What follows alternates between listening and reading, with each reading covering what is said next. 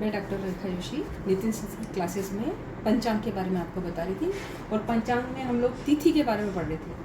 तो उस तिथि में हमने पढ़ा था शुक्ल पक्ष और कृष्ण पक्ष, दो पक्ष में बताए थे आपको। तो शुक्ल पक्ष में किस तरह से उसको जो स्थिति होती है उसकी चंद्रमा की, उसके हिसाब से हम देखते हैं इसको। तो उसमें हम 12 अंश का जो होता है, रोज जो चंद्रमा होता है वो 12 अंश तक चलता है। 0 डिग्री से लेकर 12 अंश तक चलता है एक दिन में, है ना।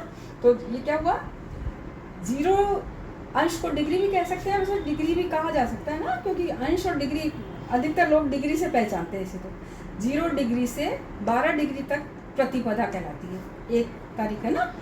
12 से लेके जो 24 अंश है वो द्वितीया तिथि कहलाती है। 12 का डिफरेंस आएगा, देखिए आप, है ना। अच्छा, तृतीया में 24 से लेकर 36 तक तृतीया तिथि। फिर चतुर्थी में 36 डिग्री से लेकर 48 डिग्री तक। पंचमी में 48 डिग्री से लेकर 60 डिग्री तक रहेगी। और षष्ठी में 60 से 72 डिग्री तक उसकी गति रहेगी। सप्तमी में 72 से लेकर 84, 12 का डिफरेंस आ रहा है, देखिए, है ना। अष्टमी में 84 से लेकर 96 तक। नवमी में 96 से लेकर 108 तक। दसवीं में 108 से लेकर 120 तक।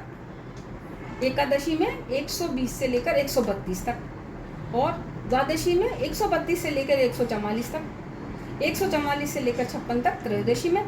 और चतुर्दशी में 156 से लेकर 168 तक चतुर्दशी। फिर 168 से 180 पूर्णिमा। पूर्णिमा के अंदर सूर्य और चंद्रमा दोनों की बिल्कुल आमने सामने स्थिति होती है, तो वो 180 डिग्री का कहलाता है उसमें, है ना। और वही 180 डिग्री पूर्णमासी की होता है, उसके बाद वह घटता जाता है। जैसे प्रतिपदा में कैसे करा, 180 से हो गया 168। इसी तरह से आप 12 घटाएंगे तो अमावस तक फिर से 0 आ जाएगा, मतलब चंद्रमा का एक महीना खत्म हो गया।